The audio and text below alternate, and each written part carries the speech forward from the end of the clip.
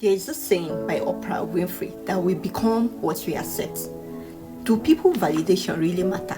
Hear me, I'm not saying it is wrong to seek validation from others at some point, but don't let it be at the center of your thoughts or actions. One of the devotion I read was saying about a story of a man who was working in a particular place and his colleagues pranked him, telling him he looked pale, he was not looking well or sick.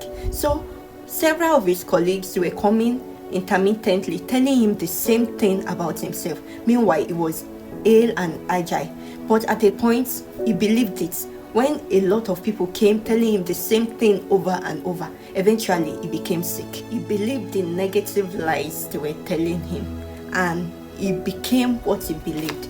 The opinions that are not rooted in Christ do not accept it. Now, don't get me wrong. I'm not talking about people correcting us. Yes, people can correct us. They can tell us this thing you are doing is not good. But negative words. For instance, when I was much younger, because of the way I talk, I hear people saying that I'm not eloquent enough. I hear it often and often. And to some extent, I believed. I started caving in. I stopped talking. I stopped talking to people. I became a quiet person. I saw myself as being inferior.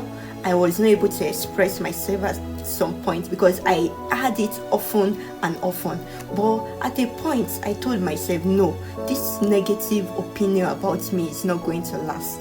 No matter the way I talk, I choose to be eloquent. So the way our body, our system reacts is once something is done consistently, we tend to adapt to it. Same way, once you hear things consistently about yourself, you tend to adapt to it, either negative or positive. So now, where I hear different validation about myself, or people walk up to me and tell me this is what I think about you, I only smile.